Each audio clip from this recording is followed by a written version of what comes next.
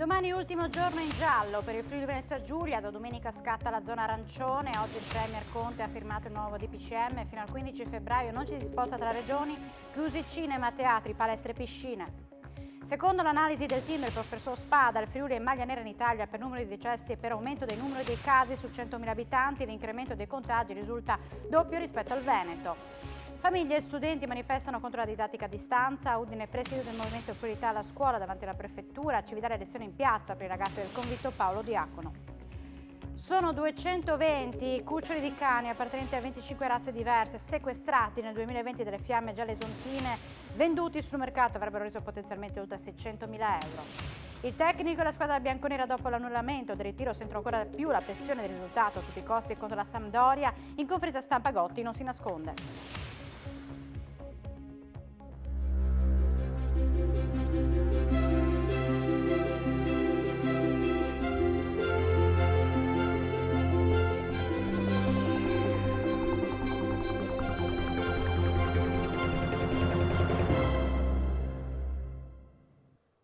Buonasera e ben ritrovati a un nuovo appuntamento con l'informazione di Telefriuli.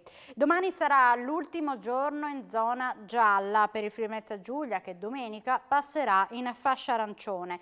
Il ministro della Salute Roberto Speranza firmerà in serata l'ordinanza che assegna i nuovi colori alle regioni dopo il report settimanale dell'Istituto Superiore di Sanità.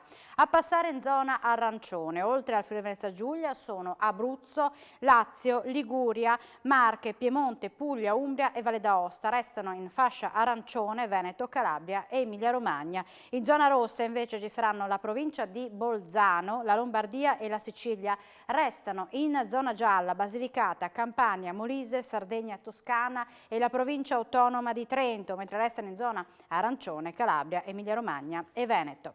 Ed è stato firmato questa mattina dal Premier Giuseppe Conte il nuovo DPCM che fissa le regole per tutta Italia in base al colore della propria regione. Dal weekend a inizio marzo fino al 15 febbraio nessun spostamento tra regioni, chiusura totale di cinema, teatri, palestre e piscine, spazio alla futura zona bianca con maggiori libertà a fronte di dati positivi. Spostamenti tra regioni e comuni, musei, piste da sci, movida, visite ad amici e parenti e seconde case. Il decreto del Presidente del Consiglio dei Ministri in vigore dal weekend e fino al 5 marzo dirime ciò che si può e che non si può fare in tutta Italia, ristretto ulteriormente ovviamente in base al colore della propria regione.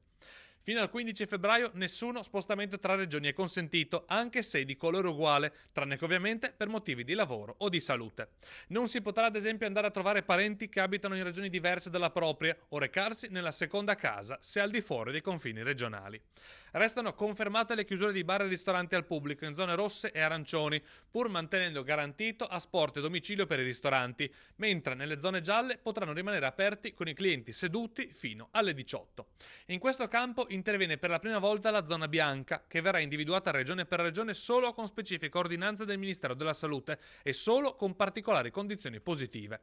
Nelle zone bianche i ristoranti potranno riaprire anche a cena, pur mantenendo però l'orario del coprifuoco. Lo stesso avverrà per i musei, che nelle zone bianche e nelle zone gialle saranno aperti nei giorni feriali, pur con meccanismi di prenotazione obbligatori. Chiusi invece in zone arancioni e rosse, mentre chiusura totale in qualsiasi zona per cinema e teatri. Rimarranno chiusi anche impianti di risalita, palestre e piscine. Resta invece possibile andare a trovare amici e parenti sempre una volta al giorno e mai più di 2 persone esterne all'abitazione, pur con le limitazioni delle zone. In zona gialla è consentito spostarsi per andare a trovare i propri cari in tutta la regione, in zona arancione o rossa invece solo all'interno del territorio comunale. Per i piccoli comuni resta garantito lo spostamento in regime di zona arancione al di fuori dei confini comunali per non più di 30 km e con il divieto di spostarsi verso i capoluoghi di provincia, sempre con il distinguo degli spostamenti per motivi di lavoro e di salute. Da Roma devono arrivare aiuti più consistenti rispetto agli attuali per le imprese della ristorazione che sono costrette a ridurre o a chiudere del tutto la loro attività. È quanto chiede il sindaco di Udine Pietro Fontanini, preoccupato per le ulteriori restrizioni dettate dall'emergenza Covid. Fino a poco tempo fa Udine aveva i livelli molto più bassi rispetto al resto della regione, però adesso l'indice sta salendo. Sì, purtroppo sta salendo anche a Udine, anche se ancora siamo rispetto ad altre città in una situazione migliore, però il trend è un trend negativo, dove i casi purtroppo aumentano e questo non fa sperare bene. In questa settimana siamo in fascia gialla e quindi le cose sono andate abbastanza bene. Ci sono alcune aree della nostra regione che hanno indici molto molto alti rispetto ad altre. Ad esempio Udine potrebbe dire anche, ma se facciamo un'area a livello comunale, so che la cosa non è possibile, potremmo restare ancora in area gialla, però vengono considerati i dati di tutta la regione e questo chiaramente non ci porta ad avere quelle possibilità che se fossimo da soli in aree più ristrette potremmo avere. I ristori per gli operatori sono insufficienti? Sono insufficienti perché purtroppo soprattutto i ristoranti hanno avuto in questi periodi dei cali fortissimi e poi altre attività, penso alle agenzie di viaggio per citare un altro settore che ha avuto dei crolli fortissimi della propria attività e quindi l'aiuto che sta arrivando da Roma non è assolutamente sufficiente. E il sindaco Pietro Fontanini sarà ospite della puntata di questa sera di Screenshot condotta da Davide Vicedomini, dove si parlerà anche di palestre e sport minori fermi fino a marzo, un intero settore al collasso a partire dalle 19:45. Oltre al sindaco Fontanini in collegamento ci sarà Lorenzo Dri, istruttore di palestra, e Federica Comello, vice presidente nazionale di Asso Danza. I ristori legati all'emergenza Covid per i pubblici esercizi sono insufficienti a coprire le spese che i gestori devono sostenere per non chiudere definitivamente le loro attività. Per questo motivo, appena ne hanno la possibilità, riaprono seppur tra mille difficoltà. Preoccupazioni per quanto riguarda i pubblici esercizi per questi continui cambiamenti di colore delle zone? Sì, sicuramente è un periodo molto difficile, abbiamo avuto un buon riscontro nella riapertura di questa settimana e comunque adesso andiamo in un periodo in cui bisogna richiudere tutto e sicuramente una preoccupazione in più. Cercheremo di riaprire come sempre con l'asporto e cercheremo di dare la possibilità per andare avanti, diciamo. Noi gradiremmo che ci fosse quantomeno il coraggio di dire ragazzi la situazione è questa, chiudete un mese punto. Io comprendo il fattore del bilancio nazionale, siamo un paese povero fondamentalmente e quant'altro, però per quanto ci puoi far fare questa vita? Siamo sempre pronti all'ultimo momento, non possiamo organizzarci, però vogliamo aprire. Abbiamo bisogno di soldi, abbiamo bisogno di lavorare, aiuti sono scarsi e quindi prendiamo tutto quello che viene. Non abbiamo voglia di parlare, non abbiamo voglia di lavorare, ma perché non? Perché non abbiamo voglia, perché non possiamo lavorare, quindi cosa dobbiamo dire? Cioè, siamo così, oggi arancione, domani giallo, domani forse. Senta, i ristori in aiuto? Basterebbe solo per pagare l'affitto e i dipendenti e i fornitori e la bolletta di luce, acqua, gas. Cosa c'è? Con quelli con che cosa paghiamo? Arrivano anche quelli,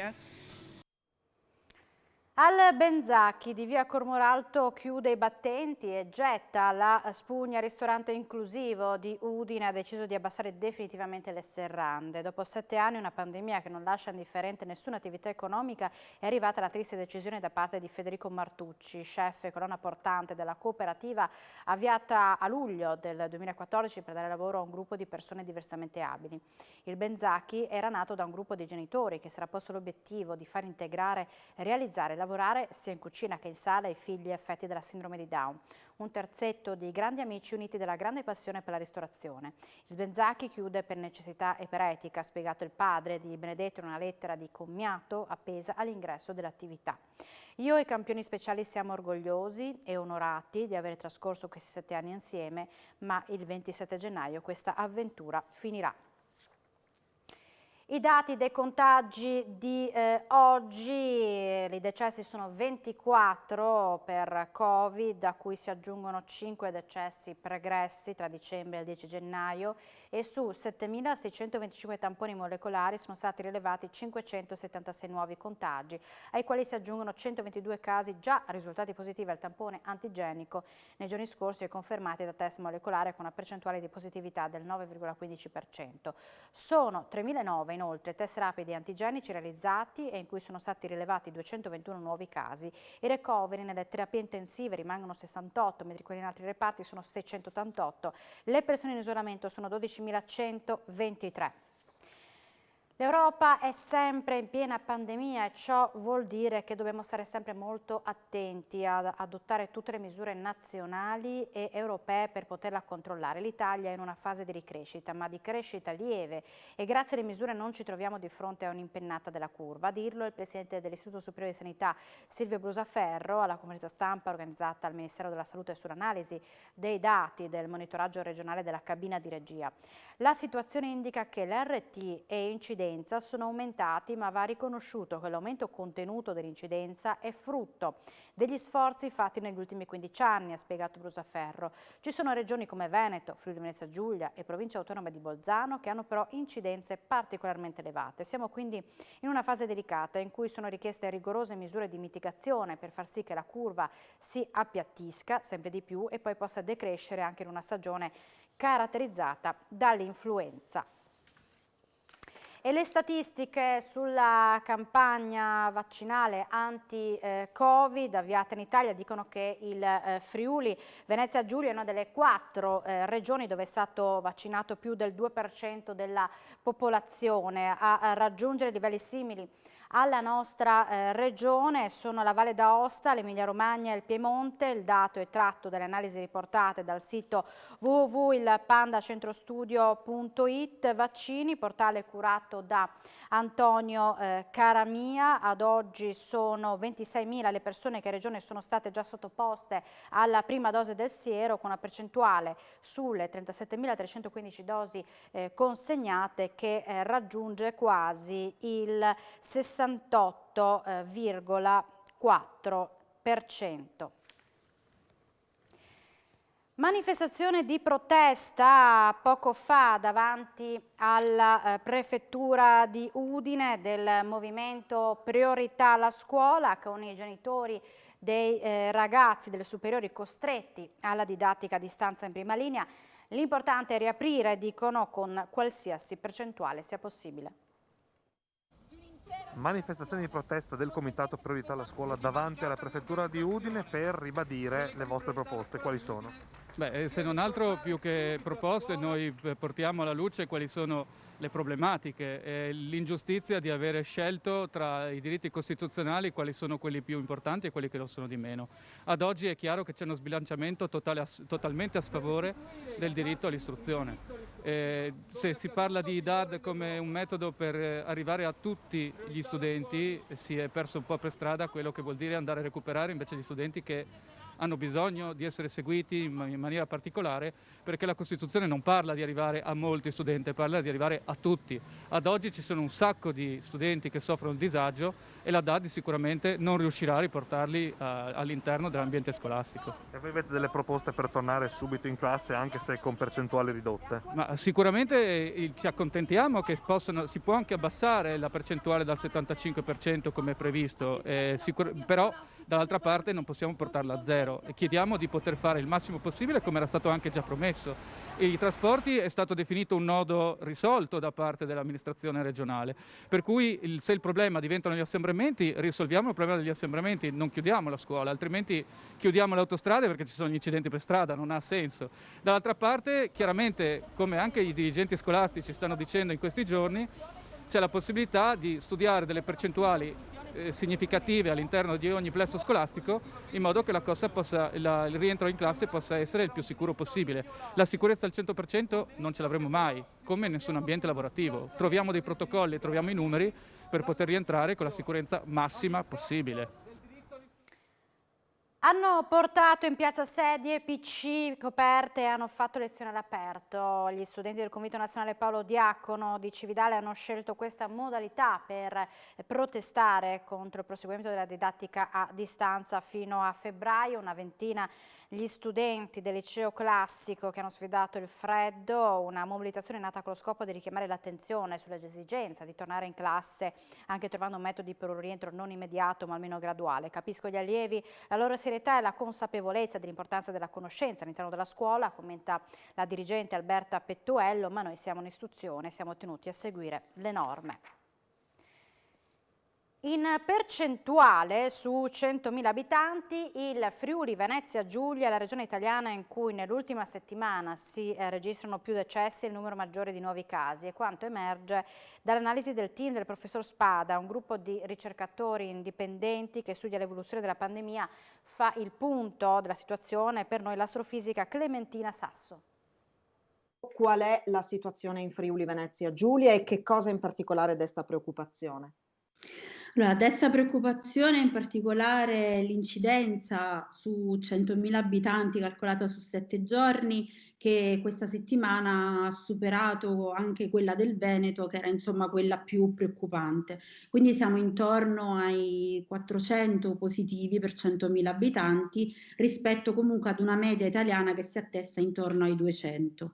I valori di soglia anche delle terapie intensive e della degenza sono stati ampiamente superati, siamo intorno al 39% di occupazione dei posti letto in terapia intensiva e al 52% della degenza. Ricordiamo che le soglie sono 30% per la terapia intensiva e 40% invece per la degenza, e purtroppo anche per quanto riguarda i decessi il Friuli, diciamo sempre però in proporzione rispetto agli abitanti della regione, sono saliti e per il momento sono quelli che contribuiscono di più. Il Friuli Venezia Giulia entra in zona arancione, possiamo immaginare che l'indice RT, come peraltro avevamo detto una settimana fa, sia quello che penalizza la nostra regione. Sì, perché già la settimana scorsa il rischio era stato dichiarato alto per la regione, e secondo la nuova classificazione delle regioni che è stata fatta dopo le feste di Natale, basta un rischio moderato in realtà ed un RT maggiore di 1 per finire in zona arancione. Quindi evidentemente questa settimana, visto che la settimana scorsa era intorno allo 0,9-0,91 se non sbaglio, probabilmente quest'anno, in attesa di avere il riscontro col bollettino, sarà salito oltre l'1.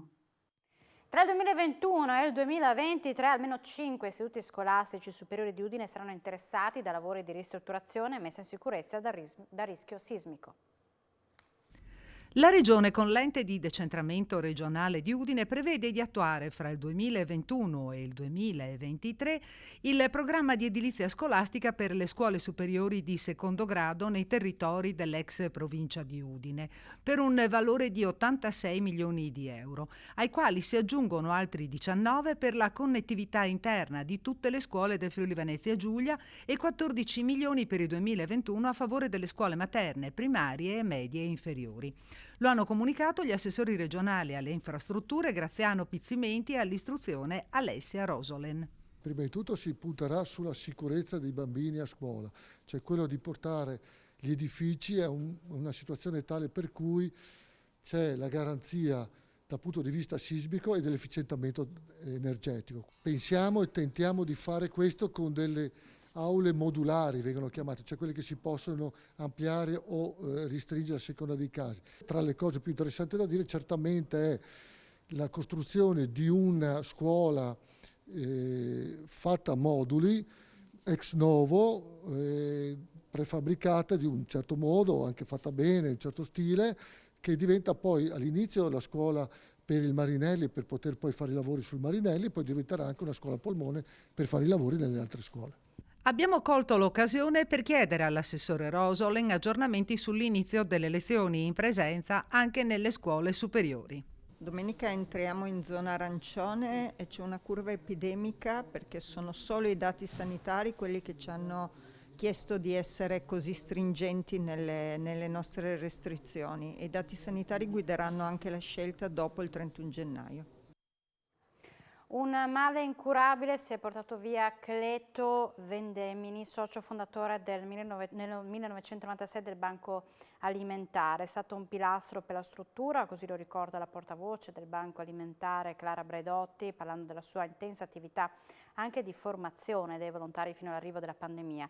Insieme al presidente Olivo ha fatto crescere il banco alimentare che aveva cominciato a operare in una stanzetta senza finestre, senza servizi igienici nei pressi della stazione, da lì i successivi passaggi fino ad arrivare alla sede attuale a Pasian di Prato. Originario di Cesena, dirigeva le squadre di volontari avvalendosi della sua esperienza di militare ed era in grado di focalizzare l'attenzione sulle reali necessità delle persone. Rimarrà sempre impresso nella memoria di quanti lo hanno conosciuto e sono tanti per la sua grande volontà di aiutare le persone in difficoltà.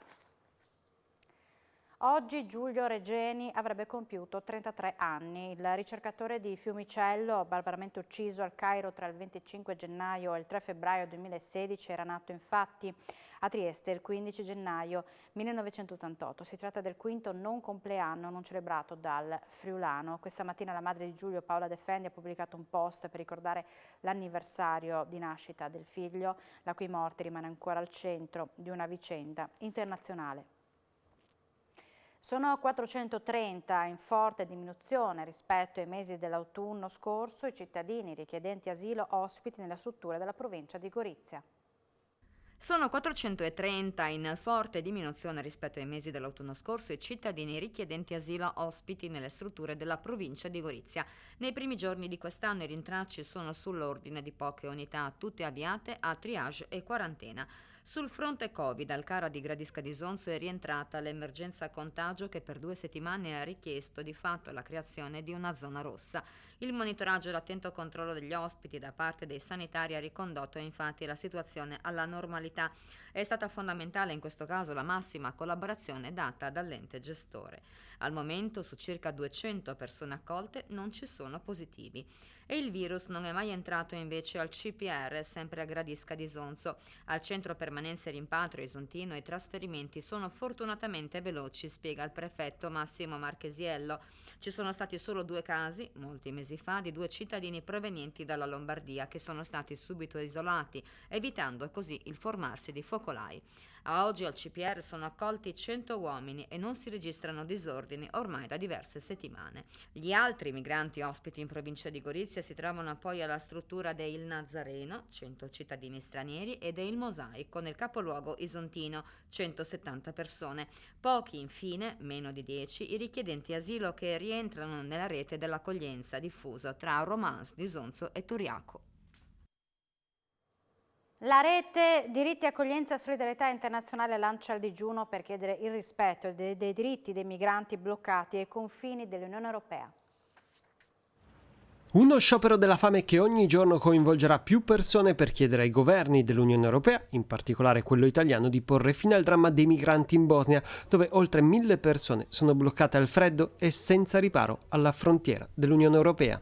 La rete Diritti Accoglienza e Solidarietà Internazionale, che racchiude tra gli altri CS e Centro Balducci, lancia la protesta con l'hashtag Rotta Balcanica e No Respingimenti. Il dramma della Bosnia oggi è un dramma europeo, ci sono responsabilità chiaramente locali di un paese difficile, di un paese ancora lacerato e diviso come la Bosnia, ma ci sono soprattutto grandissime responsabilità europee e l'Europa ha deciso di trattare questi paesi come paesi cuscinetto, come paesi dove confinare i migranti e ovviamente mandare fondi e aiuti per appunto trattenere le persone, ma questo non è possibile sia per il loro numero ma sia soprattutto perché è una politica scellerata e sbagliata e appunto contraria ai diritti umani fondamentali. Quindi quello che è successo è profondamente responsabilità dell'Unione Europea, che ha bloccato le persone in Bosnia, ha sostanzialmente sostenuto la Croazia affinché facesse violenti respingimenti sistematici. Si parla di 21.000 persone respinte soltanto dall'inizio del 2019 a dicembre del 2020. Sappiamo che gli respingimenti sono avvenuti anche dall'Italia e sappiamo che sono illegali. Tra l'altro lo ha ammesso la ministra Lamorgese 2 giorni fa rispondendo a un'interrogazione alla Camera. Ecco, questo è il punto. Questa questione non è un dramma lontano che si consuma per motivi misteriosi, ma ne siamo immersi fino al collo. Sono 220 i cuccioli appartenenti a 25 diverse razze canine, complessivamente salvati nel 2020 dalle fiamme gialle isontine, sottratti a trafficanti senza scrupoli provenienti dall'est Europa che intendevano rivenderli legalmente a caro prezzo in Italia fino a 3.000 euro ad esemplare, per un giro d'affari potenziale superiore ai 600.000 euro. Gli ultimi 2 sequestri sono avvenuti pochi giorni fa.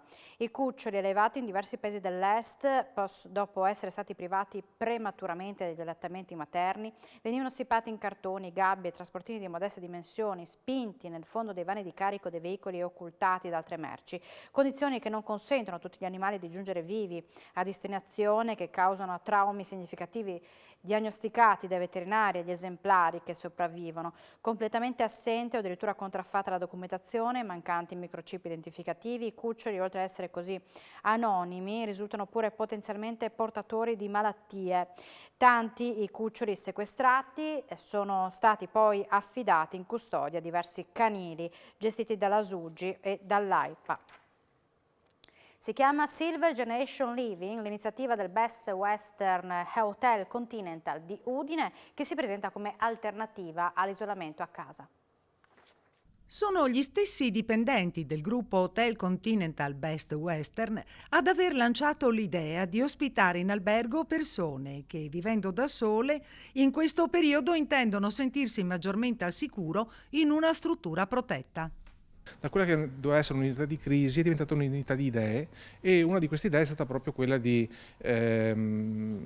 ideare questo servizio che si chiama Silver Generation Living, dedicato alle persone over 65, ma anche non solo, di un soggiorno sostanzialmente come una sorta di seconda casa, che permette alle persone di distanziarsi dagli ambienti familiari magari un po' a rischio, dove c'è molta socialità eccetera, e di vivere questo periodo magari fino al termine della pandemia, fino all'inizio primavera, quando si spera che il virus molli la sua presa, in totale sicurezza e serenità. Si pensi solo a andare a fare la spesa piuttosto che a fare la coda alla posta o ricevere una raccomandata. Noi ci mettiamo a disposizione appunto delle persone affinché possano vivere un momento di serenità e lasciare sereni anche i propri familiari. Abbiamo pensato anche di dare a disposizione le camere che hanno anche una bella vista sulle montagne, sulle Alpi, in modo da permettere anche un soggiorno molto piacevole,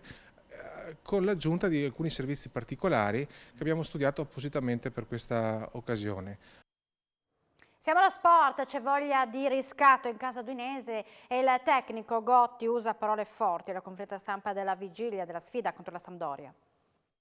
Ho visto una squadra dispiaciuta per non essersi riuscita a portare via dei punti dalla partita con il Napoli e di conseguenza anche discretamente incazzata. Le 2 partite con la Sampdoria l'anno scorso, che ci hanno portato 0 punti, sono state molto diverse tra loro, ma al di là di questo la Sampdoria è una squadra solida e molto pratica, che ha almeno 4-5 giocatori in grado di fare gol, che hanno confidenza con la rete. Lo è di sicuro perché la nostra classifica è povera, e con una classifica appunto così compressa e ristretta si va verso il giro di boa, quindi di sicuro le implicazioni per la classifica sono importanti sia dal punto di vista pratico sia dal punto di vista psicologico, perché comunque il feedback del risultato, la risposta del risultato del campo ti dice, ti dà forza se quello che stai facendo e sul quale lavori in continuazione è la strada giusta o se bisogna mettere in discussione le cose. E la squadra quindi ha bisogno della risposta del risultato per avere ancora più forza nel perseverare con questo atteggiamento calcistico, con queste idee. Siamo in chiusura, vi auguriamo una buona serata su Telefriuli, grazie per l'attenzione.